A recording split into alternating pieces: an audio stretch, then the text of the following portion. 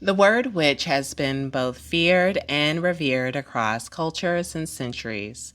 In many parts of the world, it was once a term whispered in warning, a label used to vilify women and men who held power outside the church, outside the patriarchy, outside the norm.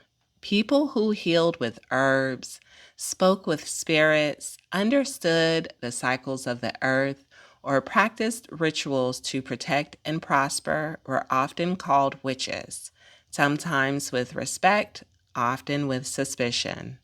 But before the witch was demonized, she was a midwife, a healer, a wise one. The word likely derives from the Old English wish, female, and Wicca, male, meaning wise one or one who bends or shapes.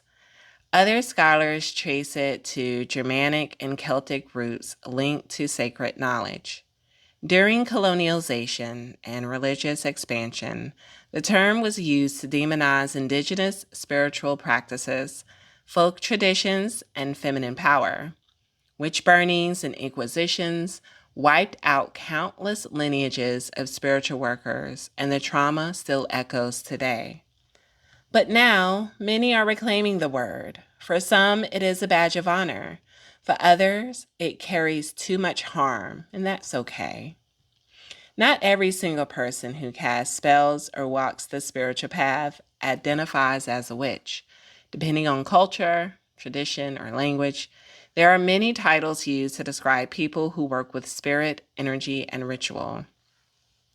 Other names for magical workers: root worker, a practitioner of African American folk magic, especially hoodoo. Root work focuses on herbs, spirits, ancestors, and conjuring. Conjure worker, similar to root worker, often emphasizes spirit communication, candle work, and personal power.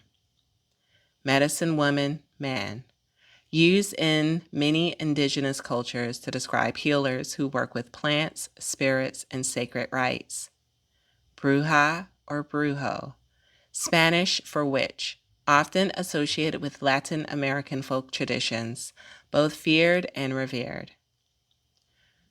Curandera, curandero, healers in Latin cultures who use herbal medicine, prayers, and rituals for spiritual and physical healing. Shaman, a deeply specific term used in Siberian and Mongolian traditions, often misused, referring to someone who journeys between worlds to heal or retrieve knowledge. Mystic, one who seeks union with the divine through inner experience.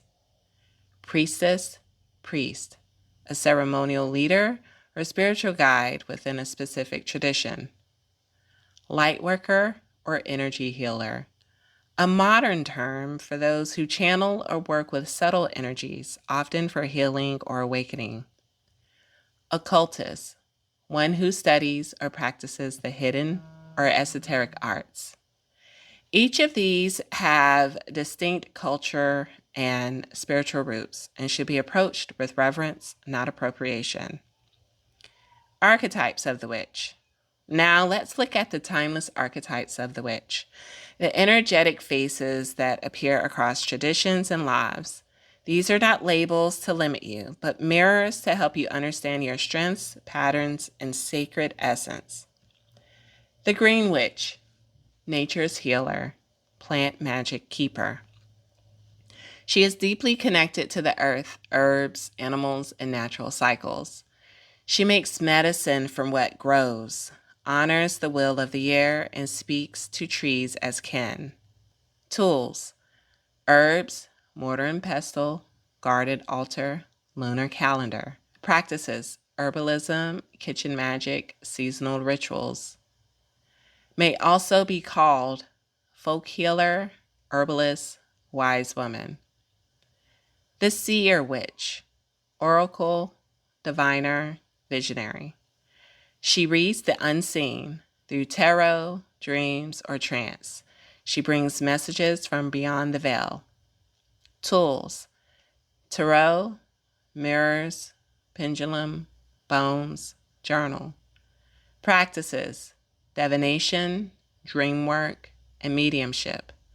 May also be called oracle, spiritualist, clairvoyant, psychic.